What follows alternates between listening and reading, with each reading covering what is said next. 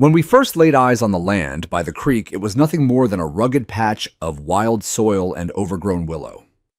The kind of place developers overlook because it's too isolated or not profitable enough. But for me and Maggie, it was perfect.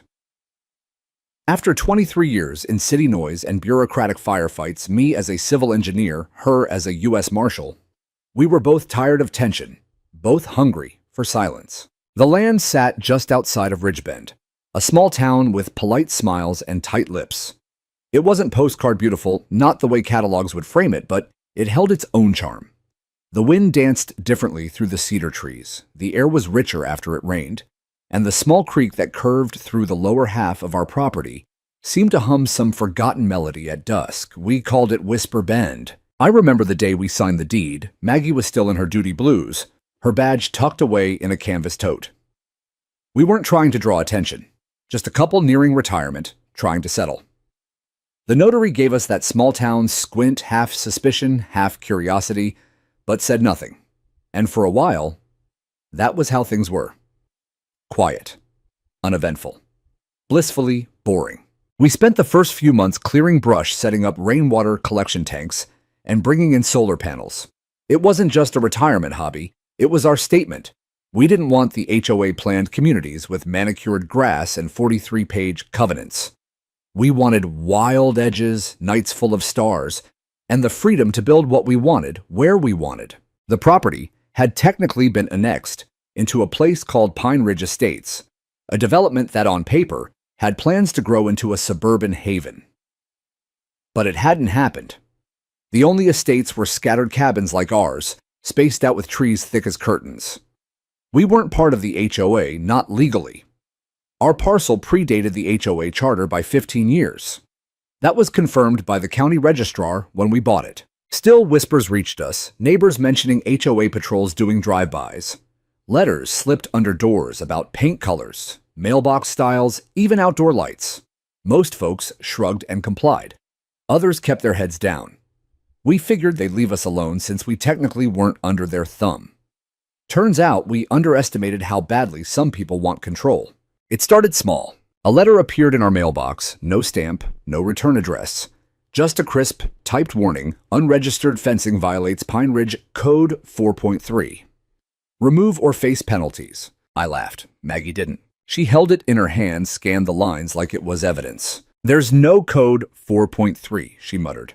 At least not in anything legally enforceable. How do you know? She gave me a look. Because I looked up the whole HOA charter the week we moved in. That was Maggie always 10 steps ahead. She printed the charter again, double-checked the parcel maps, and highlighted the language that made our exemption crystal clear. Still, we didn't respond. We figured ignoring them would make it go away. But they didn't go away. Next came the foot patrol. One morning, just after sunrise, I spotted a man pacing along the tree line by our south boundary. He wore a dark blue vest with the words HOA Enforcement stitched across the back. I thought maybe he was lost until he pulled out his phone and started snapping photos of our solar rack. I stepped out with a mug in hand, trying to stay civil. Can I help you? He didn't flinch. Routine inspection. You're violating setback limits. I raised an eyebrow. Setbacks don't apply here. We're outside your jurisdiction. He kept snapping photos. You'll be hearing from the board. I didn't say what I wanted to say. Instead, I went inside, told Maggie, and we laughed, kind of. But inside, I could feel it. The prickle of something more than overreach.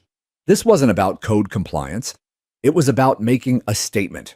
Over the next few weeks, more things followed. Someone tore down one of our private property signs. Another anonymous note showed up, this one claiming we had unauthorized structures and must submit development plans for approval. A neighbor, bless her heart, came over with cookies and a quiet warning. Karen's got her eye on you too. She doesn't like exceptions. Says you're a threat to neighborhood uniformity. Karen, the infamous HOA president we'd only heard of in passing. Mid-50s blonde bob haircut, known for morning patrols with a clipboard and afternoon threats with a copy of the Pine Ridge bylaws. We hadn't even met her, but apparently we were already on her list. Maggie shrugged it off at first. Let her play police with the others, she said. She steps on us, I'll file so much federal paperwork she'll drown in it. But I could see the shift in Maggie. She stopped leaving her badge at home. She started parking our truck inside the shed. She double-locked the gates. And at night she lay awake longer than usual, listening for footsteps on gravel. I didn't say it aloud, but I felt it too. We weren't just unwelcome. We were being marked. And for what? For daring to live outside the mold. For putting up a greenhouse without asking permission. For being the only house in the area not under Karen's control. Whatever it was, I knew one thing for sure. This wasn't going to end with letters. This wasn't going to end with warnings. Karen and her enforcers had drawn a line. They thought they could cross ours, but they had no idea who they were dealing with. And they hadn't met Maggie, not really. It was a Tuesday morning, still wet with dew, when they showed up again. But this time there was no ambiguity. No random guy with a clipboard or sneaky phone photos from behind the bushes. This was a full-on formation, a group of 6 men in black tactical vests that read HOA Enforcement Unit in bold white letters across their backs. They stood in a line just outside our front gate, arms folded, radios clipped to their shoulders, boots crunching against our gravel. I was halfway through replacing a busted pipe in the garden shed when I noticed them through the dusty plexiglass window. For a moment, I thought maybe they were utility workers. But then I saw Karen standing at the front with that signature smugness smeared across her face like red lipstick, clipboard in hand, phone ready to record. Maggie was in the kitchen slicing apples. "They're here," I said quietly, leaning through the door. She didn't ask who. She already knew. "Do I need to bring the badge?" "Not yet." I stepped out calmly, wiping my hands on a rag, and walked up to the gate. They didn't move, just stared as if waiting for some cue to swarm. Karen took one exaggerated step forward. "Mr. Alden," she greeted, stretching the R like she was savoring it. "We need to speak about the continued violations taking place on your parcel." I folded my arms. "We've been through this. My land predates your HOA by 15 years. I've got the deeds, the county maps, and the letters to prove it." She raised a laminated sheet of paper and waved it. "This is a formal declaration from the Pine Ridge Community Advisory Council. Due to your refusal to comply with community standards and safety regulations, your land is now considered in dispute. Until the matter is resolved, you are to cease all development, remove all non-compliant structures, and vacate any hazardous materials." I blinked. "Hazardous materials." She tilted her head. "The propane tank near your greenhouse, the rain catchment barrels, unregulated solar installations. Our environmental subcommittee flagged them as fire risks." I looked past her to the 6 men, none of whom looked like they could name a single environmental regulation if their lives depended on it. One of them had a baton. Another had a chest rig, for God's sake. "You've got no legal standing here," I said calmly. "None of this is enforceable. You're not officers. You're just neighbors in matching vests." Karen's nostrils flared. "Sir, I'm going to ask you one last time. Step aside and let us inspect the property. You can file any disputes through our online portal." Or what I asked. One of her goons shifted his weight. Another cracked his knuckles. I heard Maggie unlatch the front door behind me, her footsteps light and deliberate. "Or we'll document your refusal," Karen snapped, "and proceed with a forced lien filing. Your land will be seized for non-compliance." I laughed. It wasn't bitter, it was incredulous. "You think you can just take my land?" "Under the emergency clause of Article 9, we can initiate property reassignment if public safety is in question." Maggie stepped forward then, calm and deliberate, her presence slicing through the rising heat like a blade through silk. She wore a simple gray sweatshirt and jeans, but her posture changed the temperature in the air. She didn't say anything, just stood beside me with folded arms, eyes locked on Karen like a wolf watching a deer try to roar. Karen faltered just slightly, but covered it with a smirk. "Mrs. Alden," she said, "I hope you're not planning to interfere." Maggie didn't flinch. "If you cross that gate without a lawful warrant, you'll be trespassing, and impersonating law enforcement is a federal offense." One of the men actually chuckled. Another stepped forward.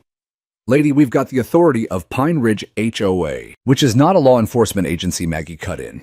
Her voice was ice and steel. "And you are not officers." Karen smiled wider. "We're not here to debate jurisdiction. We're here to prevent a community hazard." I looked at the laminated paper again. It had a made-up seal and a bunch of buzzwords, but nothing remotely legal. It was a prop, a scare tactic. But it had worked on others. You could see it in the confidence of her so-called enforcers. They believed they had the right. And that was the most dangerous kind of ignorance. Maggie stepped forward another pace. "You have 30 seconds to leave this property. After that, I'm reporting all of you for attempted unlawful entry and impersonation." "You don't scare us," one of the guys barked. But Karen put a hand up. Her eyes flicked to Maggie, more calculating, now less performative. "We'll be back," she said slowly, with formal orders. "You can't hide behind paperwork forever." They turned and walked off in that formation again like they'd just won something. We stood silent until their boots vanished down the gravel curve. Inside the house, Maggie finally sat her jaw tight, her hands unmoving around her tea mug. "This isn't just power tripping," she said. "They're escalating. They think they can seize our land by bluffing us into panic." "And what happens if they actually try it?" I asked. She looked up, eyes hard. "Then we stop bluffing too." I didn't ask what that meant. I already knew. The badge wasn't for show. The U.S. Marshal Service didn't train people like her to tolerate threats. They trained them to end them. And HOA or not, they'd just crossed a line. The warnings didn't stop. In fact, they multiplied paper notes tucked under our truck's wiper blades. Anonymous voicemails left at odd hours, typed letters with HOA letterhead shoved into our fence slats like demands from some petty warlord. What started as veiled language community standards, voluntary compliance, expected uniformity, turned more forceful with every passing week. "You are hereby notified. We regret to inform you. This will be your final warning before formal actions commence." None of it held any legal merit. I knew that. Maggie definitely knew that. But the thing about threats isn't whether they're legal, it's whether they feel real. And to the rest of the neighborhood, they did. We began to notice a change. People who used to wave from their porches now closed their curtains when we passed. Some pretended not to hear our greetings. Others avoided eye contact altogether, like we carried a disease they didn't want to catch. Karen had turned the HOA into a cult of fear, and we were now the neighborhood's cautionary tale. One afternoon, I came back from the lumberyard to find the north side of our fence flattened clean break, as if someone had taken a sledgehammer to it. Not a single footprint on our side of the property, though. Just broken boards and empty silence. I called the sheriff. When Deputy Herrera arrived, he took a long look around, made a few notes, and sighed like a man who'd seen this kind of thing too many times already. "Any idea who might have done this?" I tilted my head. "You mean besides the people pretending to be cops and threatening to seize our land?" He gave me a tight smile. "I need something more specific than that." I showed him the footage from our security camera, the one Maggie had mounted on the garage peak. It caught a grainy figure just past midnight wearing a dark hoodie, glancing around before swinging a long metal object into the fence again and again. "It's too dark to ID," Herrera said, scratching the back of his neck. "But this isn't random. That's targeted." "You think I deadpanned?" He sighed again. "I'll file the report, but I wouldn't hold my breath for charges. HOA disputes, they get messy." I looked him in the eye.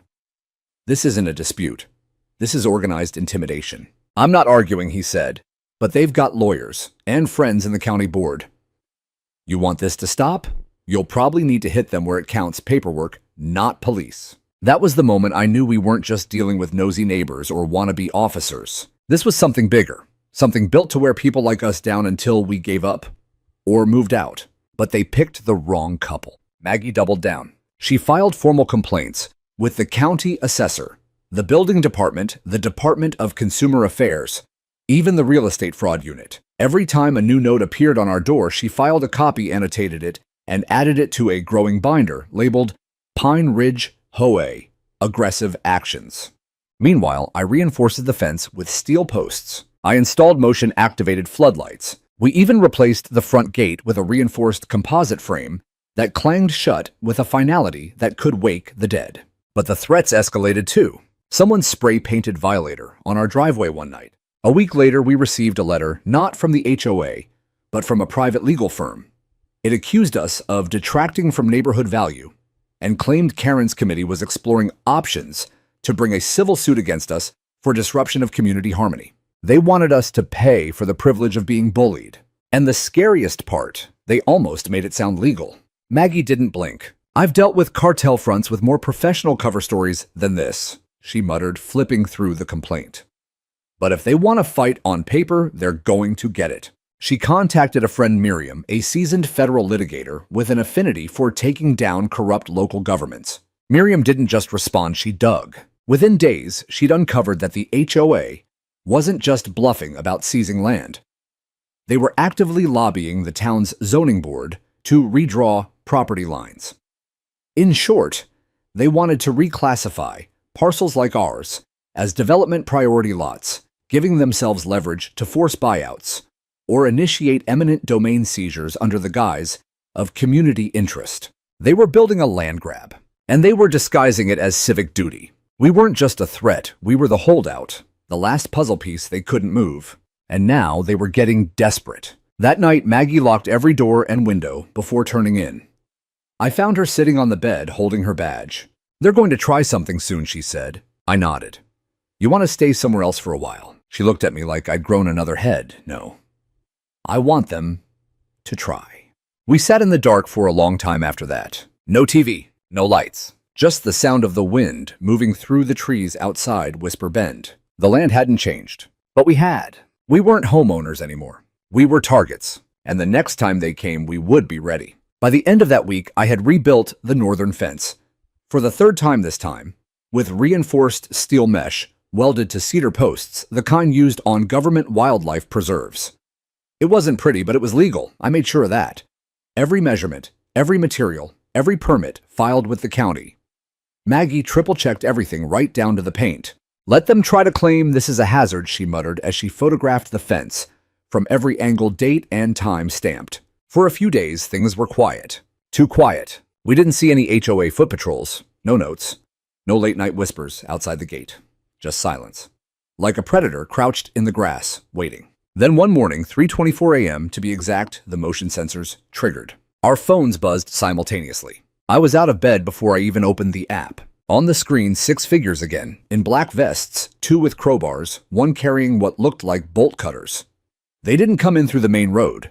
They snuck in from the creek side, our blind spot, or what used to be our blind spot, until Maggie installed infrared trail cams there last week. They tried to dismantle the new fence. They made it 2 panels in, before a blast of white light lit up the yard like a football stadium.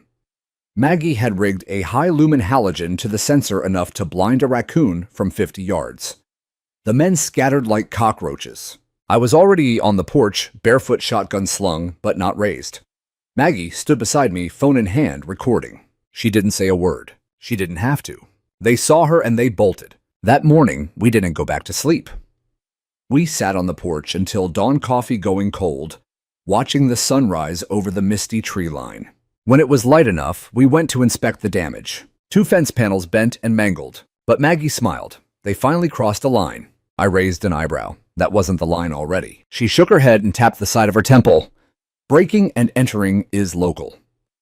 Conspiracy to intimidate federal witnesses. That's mine."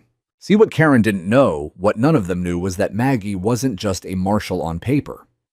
She had spent 20 years investigating threats against federal judges, law enforcement families, and yes, public land officials. What we were dealing with now wasn't some HOA spat. This was a coordinated effort to intimidate and expel a legal landowner through threats, property damage, and impersonation of law enforcement. And that made it federal. We compiled the footage, cross-referenced timestamps, included photos of each attack, and submitted it as a formal complaint, not to the sheriff this time, but to the U.S. Attorney's Office. We also contacted the local news. I was hesitant at first. Publicity meant risk. But Maggie knew how this worked. Silence favored the aggressor. Noise drew light. The station aired the story in a 3-minute segment titled, "Retired Couple Targeted by HOA Police Over Land Dispute." The community response was immediate and divided. Half the town was outraged. The other half was silent, terrified. But then something unexpected happened. A man named Ron, gray-haired, soft-spoken, who lived 5 houses up the road, stopped by with a brown folder. "I thought you should see this," he said, eyes darting nervously. "Karen threatened us last year. Said she'd fine us for unapproved siding color. My wife's had anxiety ever since. We tried to sell, but the HOA blocked the paperwork 3 times. Inside the folder, documents, photos, HOA correspondence." He wasn't alone. Within days, more neighbors came forward quietly, always at night.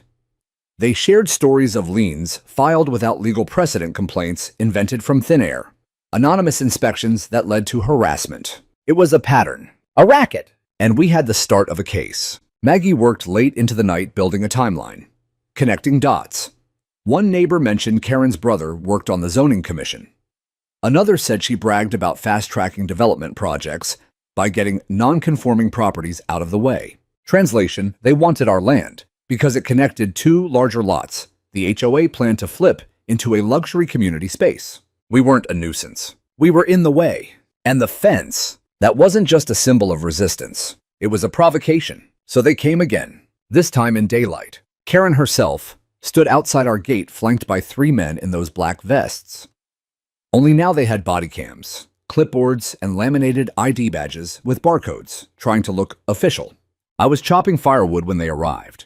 Maggie stood beside me. Property inspection, Karen declared, waving a document. Per new HOA bylaw updates ratified last week. Bylaws don't override state property law, Maggie replied, already filming. Nor do they grant you access to private non-HOA lots. Karen stepped forward. You are interfering with community governance. No, Maggie said, voice like steel. You are impersonating an official inspector. Again, on video. Again. The tallest man stepped forward. Ma'am, we're recording too. Maggie smiled. Good, you'll save us time in court. That night, they didn't return. Not for a few days. But we knew what was coming next. They'd tried intimidation. They'd tried vandalism. They'd even tried pseudo-legal threats. The next move would be escalation. And we were ready. Maggie started leaving her badge on the porch table, in plain view beside her Marshal credentials. She wasn't trying to scare them. She was daring them. And sooner or later, they were going to take the bait. It happened on a Thursday morning. We just finished breakfast, black coffee, eggs, a silence between us that had become less awkward and more like shared armor. Maggie was flipping through the news when we heard it, the crunch of tires on gravel, heavy, deliberate. I stepped onto the porch and froze. 3 black SUVs rolled up our driveway, unmarked save for small decals that read, Private Enforcement Division, Pine Ridge HOA, in bold silver letters. Each SUV had a roof-mounted spotlight and what looked like short-range radios clipped to the side mirrors. The doors opened in perfect sync. 6 individuals stepped out, 4 men, 2 women, all wearing tactical vests with HOA enforcement stitched across the chest. They weren't carrying weapons, but their utility belts held radios, zip ties, flashlights, and one had what looked like a holster empty. Karen stepped out last, not from a car, but from the trailhead behind our barn, as if she had slithered out of the forest like a movie villain. Her arms were folded sunglasses, perched low on her nose, and she wore a smugness that clung to her like humidity. Mr. and Mrs. Alden, she called out, we're here to execute an enforced easement inspection. Under Article 8.14 of the amended HOA bylaws, we are authorized to enter any lot that borders the lake and inspect for zoning violations. She actually had the nerve to smile. Maggie stepped forward, slow and calm. This isn't an HOA parcel. It's private land purchased outside your covenant zone and exempt from HOA jurisdiction. You know that. Karen tilted her head. The county has redrawn the overlay map. You're now considered a community-adjacent zone. That's not a legal term, Maggie said, eyes narrowing. Karen raised a folder. It's recognized under provisional compliance review statutes. That's also not a thing. They were making it up terms, rules, authority. Manufacturing jargon in the hopes that we'd back down, fold under the illusion of legitimacy. I clenched my fists. 2 of the men stepped forward with measuring wheels and clipboards. You step 1 inch onto my land, I said, voice low. And that's trespassing. One of them scoffed. We're here as municipal delegates. You're here as frauds, Maggie snapped. This land was purchased outright. It's recorded in the county ledger as sovereign private property. You have no jurisdiction. Karen waved her hand. Let's not make this hostile. We've given you warnings, notices. We're simply following escalation procedure. Escalation, I barked. You mean the midnight vandalism, the illegal fines, the forged letters? Karen's smile faltered. Then she gestured, and 2 more men stepped from the back of the SUVs. They carried what looked like mobile survey equipment, tripods, scanners, even a small drone unit which they promptly launched. It buzzed into the sky, circling overhead like a hawk. Maggie didn't move. She turned, walked into the house, and returned 30 seconds later, badge in one hand, official credentials in the other. She walked to the edge of the property line, held them up, and said calmly, "This is the last time I'll say this. I am a United States Marshal. You are currently engaged in a coordinated attempt to illegally seize private property through fabricated authority. I am recording this event and transmitting the footage live, to a federal oversight team. I advise you to stand down immediately. Dead silence. Then one of the women, the youngest of the group, took a step back. Another man lowered his scanner. Karen looked like someone had just poured ice water down her spine. U.S. Marshal, she whispered almost to herself. That's right, Maggie said, stepping forward. And you've now committed felony trespass in front of a federal officer. You have 1 minute to remove yourselves and all equipment from this land before I call in jurisdictional escalation. Karen opened her mouth, but nothing came out. Maggie tapped the badge with her index finger. Time's ticking. What happened next was pure chaos. The men scrambled. The drone dropped from the sky as the operator yanked his controller and began dismantling it. One of them tripped over a fence post while backing up. Karen stood frozen, her hands trembling slightly as she fumbled with the folder, then let it fall into the gravel. They left without another word. No threats, no bravado, just retreat. Maggie didn't say a thing as they drove off. Instead, she picked up Karen's folder, flipped through it, and snorted. All blank forms, nothing real, not even a signature. That afternoon, we filed the footage directly to the DOJ's criminal division under unlawful impersonation, abuse of authority, and conspiracy to defraud landowners under color of law. But that wasn't all. Maggie made a call to a name she hadn't said aloud in years. Deputy Regional Chief Rosenthal, her former superior. They spoke for nearly an hour behind closed doors. When she emerged, her eyes were sharp and clear. They're sending someone, she said simply. Who? A federal land crimes liaison and a state prosecutor for racketeering consult. I stared at her. They're really taking this seriously. She nodded. They just needed a clear enough case, and now they have one. With multiple witnesses. Later that evening, as we walked the perimeter of our property, a new calm settled between us. The creek still bubbled, the wind still carried that faint pine sap scent, and the birds still chirped overhead, oblivious to the battle being fought beneath their nests. But we knew the tide had shifted. They had come with force, and they'd left in fear. Now the real war was coming, but this time we wouldn't be alone. I stood frozen on this porch, staring down the line of black SUVs idling just outside our property line. The low hum of their engines filled the morning air like an ominous warning. My stomach turned. I had seen enough in my life to know when something was about to go sideways, and this had all the signs. There were 8 of them, all dressed in matching black tactical uniforms, with HOA enforcement patches that looked alarmingly official. They wore mirrored sunglasses, radio earpieces, and heavy boots that clunked like real lawmen. Except they weren't. I knew it. My wife Maggie knew it too. And yet here they were, treating our home like a raid site. The man in charge, tall and broad-shouldered, stepped forward with a clipboard. His name tag said, Supervisor Langley. He didn't bother with pleasantries. You've been cited for multiple violations under Article 12B, unauthorized structures, failure to comply with aesthetic regulations, and obstruction of easement. This property has been marked for immediate seizure under Pine Ridge HOA Emergency Code. I scoffed, half laughing. Emergency Code? That doesn't exist. Langley didn't blink. You have 10 minutes to vacate the premises. Further resistance will be escalated. Behind him, 2 others began unloading what looked like barrier fencing. Another hoisted a body cam to his chest and hit record.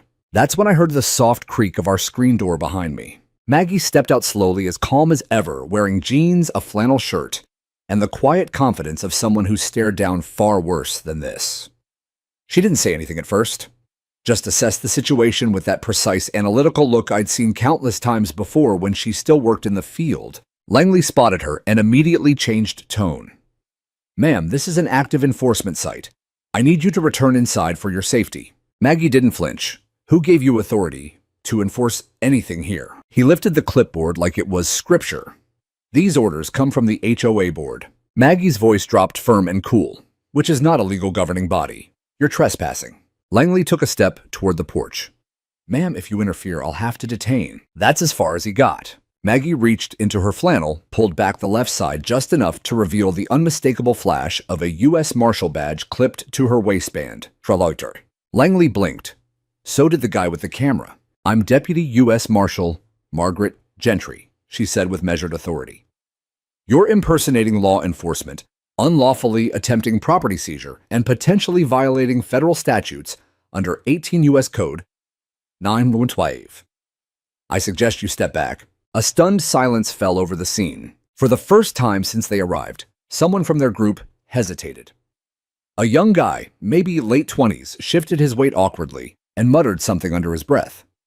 The guy with the body cam lowered it slightly, as if unsure whether to keep filming. Langley tried to recover. We're operating within the rights granted to us by the HOA's bylaws. Maggie stepped down from the porch, one boot hitting the gravel. Your bylaws don't supersede state or federal law, and certainly not the Fourth Amendment. Drop the clipboard. Step away from my husband, now. Her voice cracked like a whip across the morning air. Langley's face twitched. He looked back at his team, but no one moved. Do you want to escalate this? Maggie asked, taking another step forward. Because I'll have federal agents here in 15 minutes. Your SUV's confiscated. Your records subpoenaed. Your board indicted. No one breathed. The young man Maggie had eyeballed earlier stepped back. Boss, she's legit. That badge is real. Langley clenched his jaw. Stand down, he growled through gritted teeth. The fencing went back into the SUV. The body cam was switched off, but Maggie wasn't done. She pulled out her phone and dialed. This is Deputy Marshal Gentry. I'm reporting an attempted impersonation of law enforcement and illegal threat of property seizure. 8 individuals. Tactical attire. SUVs marked as enforcement, requesting immediate response from the district office. I watched them unravel. Some mumbled. One dropped his radio in the dirt. They realized too late that they hadn't walked into a simple homeowner standoff. They'd walked into a legal minefield. And the woman they tried to intimidate had the federal badge and the training to turn this whole operation inside out. Langley stood still, fists tight at his sides. Maggie lowered the phone. Sit down on the ground, all of you. You'll wait for federal response, or you'll be charged with fleeing a scene under investigation. One by one, they complied. Maggie turned to me with that familiar flash in her eyes, not anger, not fear, just clarity. It was always going to come to this, she said quietly. We waited on the porch while the fake HOA cops sat awkwardly on the gravel road, their boots covered in morning dew, their faces stunned by how fast the tables had turned. The sound of real sirens echoed across the valley, and the war for our land had just hit a new level. The sirens grew louder, bouncing off the trees like warning bells from the heavens. Maggie remained standing tall and resolute at the edge of our porch, watching the 8 enforcers sitting awkwardly in the gravel. Their tough guy bravado had evaporated the moment that badge flashed. Now they looked like kids waiting outside the principal's office, except this was federal. I stayed close behind, her heart still thudding from the adrenaline. It hadn't fully sunk in yet. Just a few minutes ago, they were threatening to tear down our fence and seize our land. Now they were practically trembling at her words. 3 marked vehicles from the U.S. Marshal Service arrived first, kicking up a plume of dust as they pulled in with surgical precision. No flash, no chaos, just raw authority. A lead agent stepped out.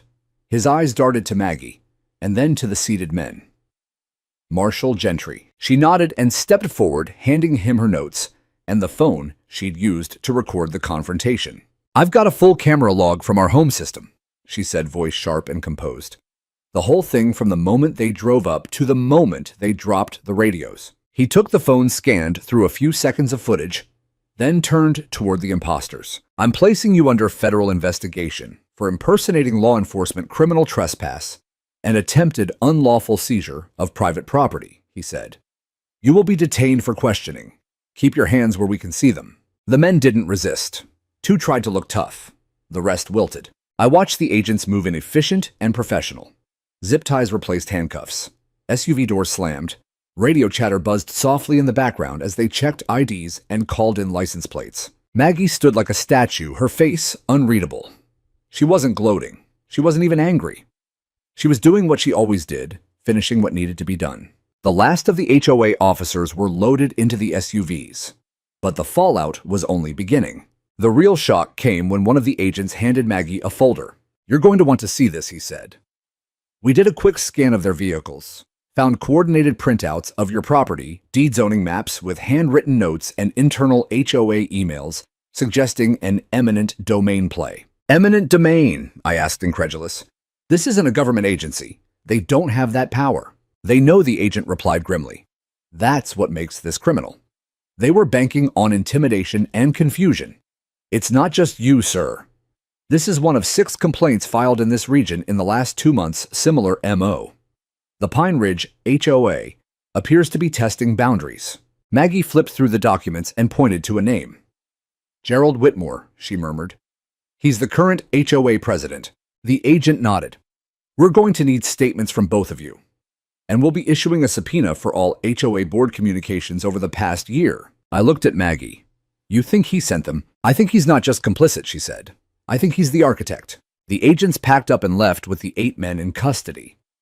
But before they disappeared down the gravel road, one of them, the youngest, turned back to look at us through the rear window. There was something in his eyes. Shame, regret, or maybe fear of what was coming. We didn't have time to dwell on it. Within hours, word spread through the neighborhood like wildfire. That night, we had 6 different neighbors stop by, some with casseroles, others with questions, most just wanting to say they were sorry. Turns out, we weren't the only ones who'd been harassed. But no one else had fought back. Until now. Maggie stayed quiet through most of it. She let me do the talking, sipping her tea, and watching the sunset behind the hills like it was any other evening. But I knew she was planning. I knew her mind was already working through the next steps, preserving evidence, contacting the DOJ's Internal Affairs Office, protecting our home from any future retaliation. The next morning, I woke to find her in the study. She had all the files spread out across the desk. HOA meeting minutes, deed, records, local zoning maps. She was tracing timelines, connecting names, highlighting inconsistencies. I found it, she said when I walked in. A memo from 2 months ago. Whitmore requested a compliance audit of all properties adjacent to the South Lake Trail. That includes us. I leaned over her shoulder, but that's not under HOA jurisdiction. That land was never included in the original community agreement. Exactly, she said. They're trying to expand their control using fear and bogus legal language, and they've done it before quietly in pieces, just enough to go unnoticed. But this time, I said they picked the wrong house. Maggie finally looked up at me and smiled just a little. No, they picked the wrong wife. We spent the next several days compiling everything. Every letter, every notice, every strange phone call or parking complaint. I called an attorney I knew from my old engineering firm, someone who specialized in municipal overreach cases. He agreed to take it on. We weren't just defending our land anymore. We were exposing something much bigger. By the end of the week, news trucks had started circling. A local reporter knocked on our door, microphone in hand. Is it true your wife's a federal marshal, that she single-handedly stopped a rogue HOA operation? Maggie declined to speak, but I stepped onto the porch and said what needed to be said. No association, no matter how wealthy or connected, has the right to override your constitutional protections. We didn't ask for a fight, but we're not afraid of one either. That quote made the evening news, and from that moment on, everything changed. We weren't just a couple with a lakeside property anymore. We were the first domino to fall in a much larger reckoning. The days that followed felt like living in the eye of a storm calm on the surface. But we could feel something massive building just outside the walls of our home. After Maggie handed over all the files to the DOJ task force, things began to move fast. Faster than I ever expected. Within 72 hours, a full-scale federal investigation had been launched into the Pine Ridge HOA. And by the end of the week, the entire neighborhood was buzzing with unfiltered speculation, nervous whispers, and late-night texts between residents who suddenly didn't trust anyone on the board. What no one had anticipated was just how deep this thing went. Early Monday morning, 4 black government SUVs pulled up not at our house this time, but at the HOA's central office, downtown. It was a sleek, glassy building they called the Community Resource Center, complete with a security guard, landscape fountains, and a massive bronze plaque listing board members. By 8:15 a.m., that building was wrapped in yellow federal tape. Dozens of residents who had gathered nearby, some curious, some concerned, watched as agents in windbreakers walked out carrying boxes of documents, hard drives, and manila folders. A few of them nodded toward us when they noticed Maggie standing silently across the street with her arms folded and her badge still clipped to her belt. They're executing federal search warrants, she said to me calmly. Everything they've hidden, emails, financials, memos, they're about to be laid bare. A chill ran down my spine. The news hit the local outlets within hours.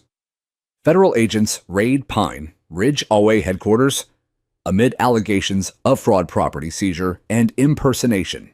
That was the headline on Channel 5. By noon, the HOA board members were being served subpoenas. Whitmore, the president, was nowhere to be found. Rumor had it he'd fled to a vacation home in Utah. But Maggie already had that covered. "He's under federal surveillance," she told me that night, almost casually as she folded laundry. "They'll intercept him if he crosses state lines." The part that shocked me most wasn't the agents or the raid. It was how quickly the residents turned once they saw the truth. People who'd once whispered about that angry couple at the lake were now showing up with handwritten notes of support.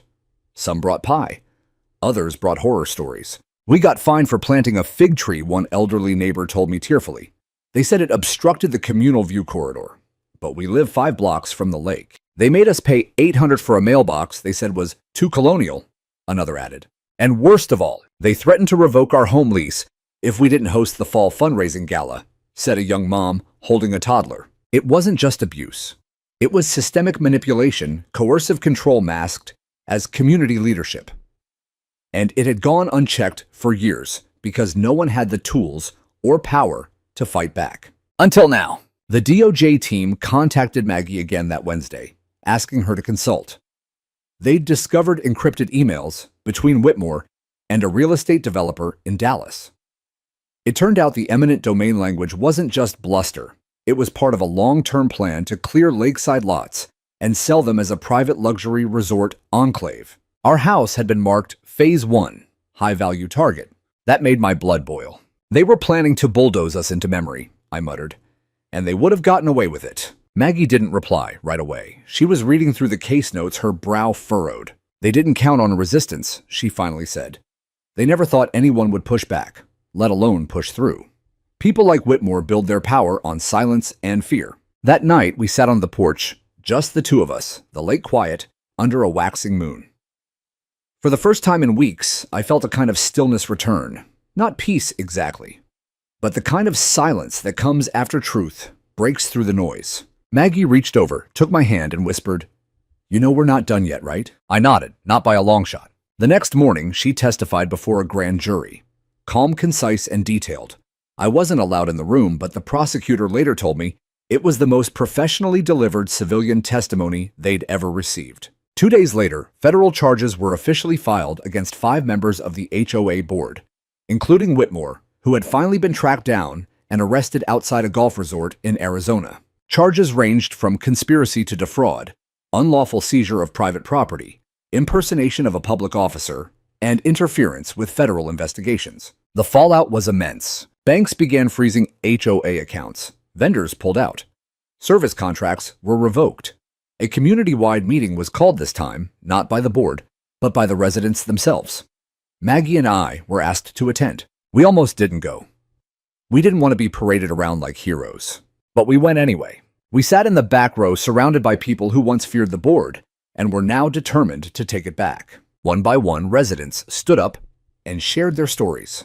Not just of fines and threats, but of silence, guilt, shame, of feeling isolated in their own homes. And then someone called Maggie to the front. She didn't want to speak, but I nudged her forward. She stood there quietly, looking at the faces of her neighbors, mothers, veterans, small business owners, retirees, people who'd all just wanted to live in peace. "You don't have to be a federal officer to demand justice," she said simply. "You just have to know your rights and not be afraid to stand in the way of wrong." It wasn't a speech, it was a mirror. And in it, the whole room saw themselves. That was the night everything shifted. The board was officially dissolved. A new temporary committee was formed, made up of volunteers and legal monitors. Maggie refused the offer to chair it. "I did what I had to," she said. "Now it's your turn to build something better." The community applauded. Not for us, but for themselves. For the first time, they were no longer afraid. In the days following the collapse of the Pine Ridge HOA, a strange quiet settled over the neighborhood. Not an eerie silence, but a collective exhale. The air felt lighter, as if the years of fear, passive-aggressive fines, and whispered threats had finally lifted like morning fog off the lake. But what came next wasn't simple. Dismantling corruption is one thing. Rebuilding trust, healing wounds, that's a different battle altogether. The temporary neighborhood committee formed the night of Maggie's speech, started meeting weekly in the old community center. Gone were the catered spreads, ironed agendas, and paid enforcers. Instead, There were handwritten notes, plastic folding chairs, and open mics. And surprisingly, hope. People began showing up not to complain, but to contribute. Ron, the quiet Vietnam vet, who lived 2 streets over, offered to mow the neglected common areas with his own tractor. June, a retired teacher, volunteered to sort through HOA documents and highlight questionable expenses. Even the Johnson twins' teenagers, who'd once been written up for chalk drawings on the sidewalk, were helping paint over the HOA office sign with a mural of wildflowers and birds. And Maggie, she watched it unfold with that same quiet strength she always had. But I knew she wasn't finished. Not yet. One morning, she called me into the study. There, spread across the desk, was a map of the entire Pine Ridge development, colored zones, highlighted parcels, and an official city surveyor's report. "I've been talking with the mayor," she said. The HOA had no real claim to this land. In fact, they've been lying to the county about jurisdiction lines for years. I raised an eyebrow, so that means... She tapped one section of the map, the lakeside trail, the picnic grove, and a stretch of woods that bordered our backyard. They never owned it. Legally, it was never transferred. And now the city's prepared to classify it as protected open space if we initiate the motion. "You're telling me," I said slowly, "that the very land they tried to take could end up publicly protected with the right petition and a lot of signatures. We gotta work." Over the next few weeks, Maggie led a grassroots campaign, quiet, steady, and focused. Door to door, she explained the plan: convert the disputed HOA-controlled land into a city-managed conservation zone. That meant no private developers, no backdoor deals, and no more HOA games. People listened. They signed. They brought cookies and lemonade and hand-scrawled thank you notes. They opened their homes to strangers who'd once been divided by fences and petty notices. It took 172 signatures. We got a 189. The petition passed the city planning board with a unanimous vote. The day the announcement went public, Maggie stood beside the mayor as the local press snapped photos. Not because she wanted attention. She didn't even speak, but the mayor did. "I've known this woman since we served in the same reserve unit 15 years ago," he said. "And I've seen her take on drug rings, fraud cartels, and corrupt bureaucracies. But what she did here, what she did for this community, was about something deeper. It was about dignity.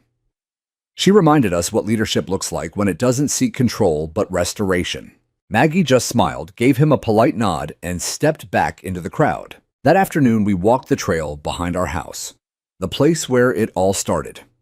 It looked different now, same trees, same quiet breeze, but the energy was new. Kids played without nervous glances. Neighbors passed each other with genuine greetings instead of cold nods.